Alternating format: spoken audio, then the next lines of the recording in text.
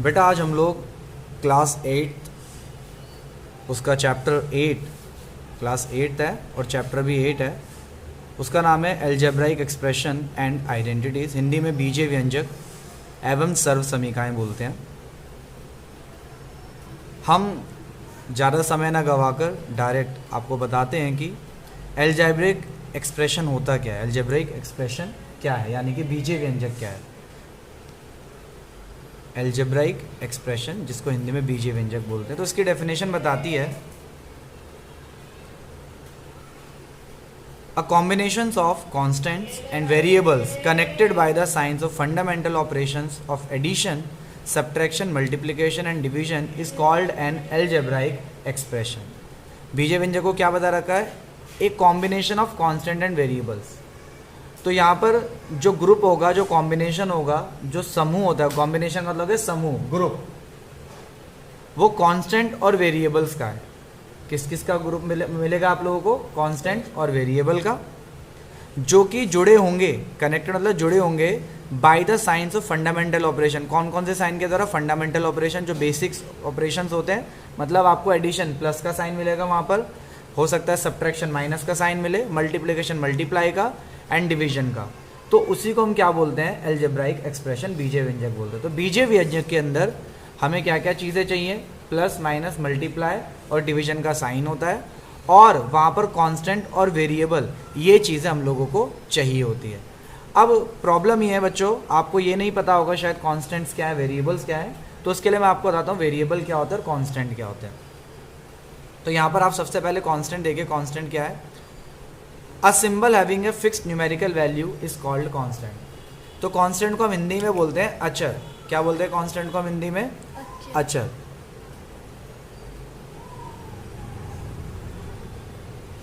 आपको ऐसे अचर देखने को मिलेगा, कांस्टेंट को बोलते हैं अचर। तो अचर का मतलब बोल रखा है a symbol having a fixed numerical value is called constant. मान लीजिए आपको ऐसे कहीं 7 मिलता है, 8 मिलता है, 9 मिलता है, 10 मिलता है, तो जो भी नंबर्स हैं, जो भी गिनती हैं, 1 से लेकर जहाँ तक गिनती चलती रहती है, ये सारे के सारे अचर यानी कि कांस्टेंट कहलाते हैं। इनका एक फिक्स्ड न्यूमेरिकल वैल्यू जो बदलता नहीं है, कभी भी 10 10 ही रहेगा, 9 9 ही रहेगा। फिर आपके पास आता है वेरिएबल। क्या है, तो वेरिएबल क्या होता है, a symbol which takes various numerical values is called a variable. Variable को हम हिंदी में बोलते हैं चर। क्या बोलते हैं हिंदी में, चर। अब इसकी क्या होती है, न्यूमेरिकल वैल्यूज़ बहुत सारी हैं, ठीक है, वेरियस न्यूमेरिकल वैल्यूज़ हैं, इसके मान बहुत सारे हैं, वैल्यूज़ बहुत है, जैसे कि x है या y है या z है। तो ऐसी चीज़ों को हम बोलते हैं वेरिएबल, जो अल्फ़ाबेटिकल होते हैं, a से लेकर z तक की चीज़ें होती हैं, उनको बोलते हैं वेरिएबल यानी कि चर। आपने 7th क्लास में जब आप होंगे तो आपने देखा होगा कि x की जगह पे कभी 1 वैल्यू रखने को बोलता है, कभी x की जगह पर 2 वैल्यू रखने को बोलता है। x की वैल्यू कोई फिक्स है नहीं, 1 2 3 4 -1 -2 -3 -4 रख सकते हो, तो इसलिए उनको बोलते हैं वेरिएबल। तब आपको समझ में आ रहा होगा कि एल्जेब्रिक एक्सप्रेशन क्या है बेटा, कांस्टेंट और वेरिएबल का मिक्सचर है वो, वहाँ पर कॉम्बिनेशन है किसका, कांस्टेंट और वेरिएबल्स का। अब मैं आपको एल्जेब्रिक एक्सप्रेशन लिख करके दिखाता हूँ। जैसे कि मान लीजिए यहाँ पर लिखा है 2x + 3y, तो बेटा यहाँ पर एडिशन का साइन आया, और देखा जाए तो ये 2 क्या है, हमारा कांस्टेंट, और x क्या है, हमारा वेरिएबल, चर और अचर है, और ये भी क्या आपका अचर, और ये क्या है, चर है, यानी कि ये आपका कांस्टेंट और ये आपका वेरिएबल है। तो इनसे मिली जुली जो चीज़ होती है उसी को हम क्या बोलेंगे, एल्जेब्रिक एक्सप्रेशन, बीजीय व्यंजक। कभी कभी सिंपल यूँ भी मिलेगा 2x, तो 2x भी क्या है आपका एल्जेब्रिक एक्सप्रेशन है। ऐसे ही आपको यूँ भी मिल सकता है 3x/4y डिवाइड में, ये भी आपका एल्जेब्रिक एक्सप्रेशन है। a² - b² मिल सकता है, ये भी आपका क्या है, एल्जेब्राइक एक्सप्रेशन है। तो ऐसी चीज़ों को हम क्या बोलते हैं, एल्जेब्राइक एक्सप्रेशन बोलते हैं। अब बेटा इसके अंदर एक इंपॉर्टेंट चीज़ होती है जो आपको सीखनी ज़रूरी होती है, कि इसके अंदर कुछ टर्म्स होती हैं। क्या होती हैं, कुछ टर्म्स होती हैं जिनको हम बोलते हैं पद। हिंदी में क्या बोला जाता है, इनको पद बोला जाता है, टर्म्स। तो टर्म्स क्या है, various parts of an algebraic expression which are separated by the signs of plus और minus are called the terms of the expression. अब ध्यान से सुनना, यहाँ पर 5x + 3y ये एल्जेब्रिक एक्सप्रेशन है, लेकिन अगर मैं बोलूँ तो बेटा यहाँ पर जो टर्म्स है वो दो हैं, 5x और 3y। ऐसे ही इस वाले में कितनी टर्म्स है, केवल एक टर्म है क्योंकि 2x है। इसमें कितनी टर्म है, दो टर्म्स है, a square minus B square. इसमें कितनी टर्म्स है, कितने पद है, इसमें दो है। समझ में आ रही बात आपको? हाँ, तो टर्म्स का मतलब होता है उसके अंदर कितने पद हैं, और पद हमको कैसे पता लगता है, कैसे अलग अलग कर सकते हैं हम लोग उनको, प्लस या माइनस के साइन के द्वारा। किसके द्वारा अलग अलग कर सकते हैं, प्लस या माइनस के साइन के द्वारा हम लोग अलग कर सकते हैं। अब टर्म्स आपके पास तीन प्रकार के दे रखे हैं। पहला जो टर्म है आपके पास, वो आपके पास है मोनोमियल, जिसको हम एक पदी बोलते हैं। क्या बोलते हैं, एक पदी। तो an algebraic expression containing An algebraic expression containing only one term is called a monomial। मतलब एक ऐसा algebraic expression, एक ऐसा बीजीय व्यंजक जिसके अंदर केवल एक ही टर्म हो। एक ही टर्म का मतलब मान लीजिए यहाँ पर केवल 5x लिखा हो, या केवल 5 लिखा हो, या केवल 6x लिखा हो, या 6xy लिखा हो। ये सारे के सारे सिंगल टर्म्स कहलाएंगे क्योंकि इनके आगे प्लस या माइनस के द्वारा कोई चीज़ जुड़ी नहीं है। फिर आपके पास आता है बेटा, देखिए, binomial, an algebraic expression containing two unlike terms. दो अलग अलग जब टर्म्स होती हैं तो उसको बोलते हैं हम बाइनोमियल, जिसको हम हिंदी में क्या बोलेंगे, द्विपदी, दो पद वाला। अब 5x था तो ये क्या था, एक पद था, यानी कि मोनोमियल, एक पदी कहलाएगा। अब इसमें प्लस लगा करके मैंने y जोड़ दिया, तो 5x और y क्या, दो अलग अलग टर्म्स हैं, तो ये क्या कहलाएंगे, हमारे बाइनोमियल कहलाएंगे। ऐसे ही 6x माइनस वाई कर दिया तो भी क्या कहलाएगा, ये बाइनोमियल कहलाएगा। दो टर्म्स हो गए अलग अलग। 3xy प्लस 4z या 4z स्क्वायर कर लो, ये भी आपका क्या लाएगा, बाइनोमियल कहलाएगा। मतलब प्लस या माइनस के साइन के द्वारा दो अलग अलग अगर हमको क्या मिलते हैं बेटा, चीज़ें मिलती है, तो वो क्या कहलाती है, बाइनोमियल कहलाती है। एंड थर्ड आपका होता है ट्राइनोमियल। ट्राइनोमियल का मतलब क्या हो गया, an algebraic expression containing 3 unlike terms. उसके अंदर कितने अलग अलग टर्म्स होने चाहिए, 3, तब उसको बोलते हैं हम लोग ट्राइनोमियल, हिंदी में त्रिपदी। क्या बोलेंगे, त्रिपदी। जैसे कि अब मान लीजिए आपके पास 3x plus 4y plus 5z, इसमें 3 अलग अलग टर्म्स है ना, और प्लस या माइनस के साइन के द्वारा अलग अलग हो रखे हैं, तो ट्राइनोमियल त्रिपदी कहलाएगा। a square plus b square plus c square, ये भी क्या कहलाएगा, ट्राइनोमियल कहलाएगा। इतनी बातें क्लियर हुई? तो मैंने बताया ये वाला क्या कहलाएगा बेटा, आपका एक पदी, जिसको हमने इंग्लिश में वहाँ पर लिख रखा था क्या, मोनोमियल। ये क्या कहलाएगा आपका, द्विपदी, ये दा के नीचे वाई आपका। और ये क्या कहलाएगा, त्रिपदी, जिसको हम इंग्लिश में क्या बोलते हैं, ट्राइनोमियल। ठीक है, आपको नहीं समझ में आया तो वीडियो को पॉज करना या वीडियो को एकदम पीछे करना, उसके बाद सुनना कि क्या क्या चीज़ें यहाँ पर बताई गई हैं। अब हम आपको कुछ क्वेश्चन देते हैं करने के लिए, ताकि आप देख सके क्या मोनोमियल होता है, क्या बाइनोमियल होता है, क्या ट्राइनोमियल होता है। अब मेरे साथ आप क्वेश्चन देखिए। अब बेटा आपको स्क्रीन पर ये क्वेश्चन दिख रहा है, classify the following polynomials as monomials, binomials, trinomials.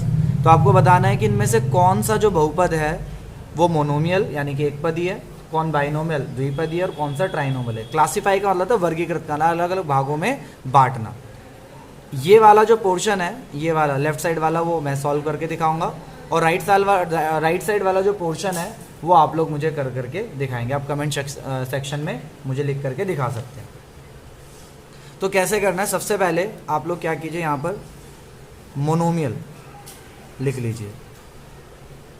क्या लिखिए, मोनोमियल। उसके बाद यहाँ पर लिख लीजिए बाइनोमियल, बाइनोमियल। फिर आप यहाँ पर लिख लीजिए ट्राइनोमियल।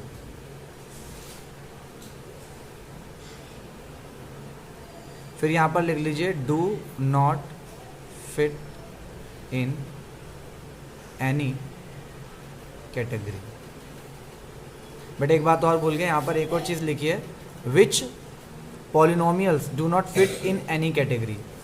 तो कुछ ऐसे भी आपको पॉलिनोमियल्स मिलेंगे जो ना तो मोनोमियल होंगे, जो ना बाइनोमियल होंगे, ना ट्राइनोमियल होंगे। तो उसके लिए अलग अलग कॉलम बनाते हैं, ये वाला do not fit in any category. तो हिंदी में भी आप लिख सकते हैं, इसको क्या बोलेंगे, एक पदी। इसको क्या बोलेंगे, द्विपदी। इसको बोलेंगे त्रिपदी। और किसी वर्ग में नहीं, किसी वर्ग में नहीं, ऐसे आप लिख सकते हैं। अब देखिए जरा इसको कैसे कैसे हम लोग लिखते हैं। तो बेटा देखिए सबसे पहले आपके पास क्या है, x प्लस जेड, कितने टर्म्स है इसके अंदर, दो टर्म्स हैं, दो पद हैं, तो इसको हम कौन सी कैटेगरी में लिख देंगे, बाइनोमियल की कैटेगरी के अंदर लिख देंगे। तो यहाँ पर उठा करके आप लिख दीजिए x प्लस जेड को, ऐसे आप लोगों ने क्या किया, लिख दिया। फिर उसके बाद आपके पास क्या है 200, तो 200 क्या एक सिंगल डिजिट है, मतलब सिंगल है, तो सिंगल होने का मतलब क्या होगा, डिजिट नहीं है, एक नंबर है, तो आप एक पदी में यानी कि मोनोमियल में आप डाल सकते हैं 200। कहाँ डालेंगे आप, 200 यहाँ पर लिख सकते हैं। फिर आपके पास क्या आ रहा है बेटा, इसमें देखो कितने 1 2 3 4 और सारे के सारे अलग अलग है, तो 4 आ रहे हैं। 4 के लिए तो मैंने आपको बताया नहीं कौन सा होता है, तो 4 वाला कहाँ पर जाएगा, do not fit in any category में। तो यहाँ पर आप इसको लिख सकते हैं, क्या था, x plus x cube plus x4 plus x5, तो आपका क्या है x, उसके बाद है x क्यूब, तो x क्यूब x की पावर 4 x की पावर 5, ये आ गया do not fit in any category. ठीक है, नेक्स्ट आपके पास क्या आता है 3x माइनस 5z, तो 3x माइनस 5z क्या बन रहा है आपका, 2 टर्म्स है यहाँ पर, तो इसको बाइनोमियल की कैटेगरी में आप डाल दीजिए 3x माइनस 5z, तो 3x माइनस 5z आपका हो गया। नेक्स्ट आपके पास क्या है बेटा 5 प्लस एक्स प्लस वाई, 3 है यहाँ पर, तो आप त्रिपदी में डाल दीजिए इसको 5 प्लस एक्स प्लस वाई। फिर आपके पास क्या है 9x minus 9y plus 5z, ये सब अलग अलग टर्म्स हैं, तो यानी कि ये क्या हो जाएगा आपका ट्राइनोमियल में जाएगा 9x minus 9y plus 5z, तो आपका यहाँ लिख लीजिए 9x minus 9y plus 5z। फिर आपके पास है एक्स वाई जेड, बेटा इसमें देखा जाए तो 3 अलग अलग आपके पास क्या है वेरिएबल्स हैं, लेकिन इसके अंदर कोई भी प्लस या माइनस का साइन नहीं है, तो इसलिए क्या किस कैटेगरी के अंदर जाएगा, मोनोमियल के अंदर जाएगा, तो एक्स वाई जेड को आप यहाँ पर लिख सकते हैं। फिर आपके पास बेटा 5a माइनस 16a स्क्वायर है, तो यहाँ पर 2 टर्म्स हैं, तो आप इसको कहाँ पर दिखेंगे बाइनोमियल में, तो 5a माइनस 16a स्क्वायर, तो यहाँ पर आप लिख दीजिए 5a माइनस 16a स्क्वायर। फिर आपके पास ab plus B C plus C D, तो यहाँ पर 3 अलग अलग टर्म्स, मतलब 3 टर्म्स है ना, तो इसको किस में लिखेंगे हम लोग, ट्राइनोमियल की कैटेगरी में, तो यहाँ लिख दीजिए आप ab plus B C plus C D आपका हो गया। नेक्स्ट आपके पास क्या है 2x प्लस 3y, तो ये कौन सी कैटेगरी के अंदर जाएगा, बाइनोमियल में जाएगा, द्विपदी में, तो आप बाइनोमियल में लिख दीजिए क्या है 2x प्लस 3y। फिर नेक्स्ट आपके पास क्या है 3x प्लस 2x, तो बेटे कौन सी कैटेगरी में जाएगा, बाइनोमियल की कैटेगरी में। अब यहाँ पर आप गलत हो गए, क्योंकि अगर आप देखें तो ये एक जैसे टर्म्स हैं x और x, तो ये जुड़ जाएंगे और जुड़ने के बाद ये बनेंगे 5x, तो ये कौन सी कैटेगरी के अंदर जाएगा, आपका एक पदी में जाएगा, मोनोमियल में जाएगा। तो ये जो 3x प्लस 2x है ये क्या मिल जाएगा बन के 5x हो जाएगा, इसलिए आपका कौन सी कैटेगरी में जाएगा, मोनोमियल के अंदर जाएगा एक पदी में। ऐसे यहाँ पर देखिए 3y plus 5y plus 6y, 3 अलग अलग टर्म्स दिख रहे हैं ना, तो आप बोलेंगे ट्राइनोमियल और आपका आंसर हो जाएगा गलत, त्रिपदी नहीं है, क्योंकि एक जैसे टर्म्स हैं। अगर एक जैसे टर्म्स होते हैं तो उनको हम जोड़ भी सकते हैं, घटा भी सकते हैं, तो सिंगल बन जाते हैं। तो ये भी आपका किसके अंदर जाएगा, मोनोमियल के अंदर जाएगा। ऐसा कंफ्यूज करने के लिए एग्जामिनर आपसे पूछ सकता है। तो 3y 5y और 6y को अगर हम जोड़े तो हमारा 14y आएगा, तो ये भी किसके अंदर जाएगा बेटा, मोनोमियल के अंदर। तो 3x plus 5y and plus आपका 6y, तो इसके अंदर आ गया आंसर आ गया 14y, तो आपका कौन सी कैटेगरी में जाएगा, एक पदी में जाएगा। तो अब जो ये आपको क्वेश्चंस दे रखे हैं ये वाले, ये क्वेश्चंस आप क्या कर लेना बेटा, देख लेना अच्छे से, स्क्रीनशॉट ले लेना और मुझे आप लोग इसके आंसर्स दे दिएगा।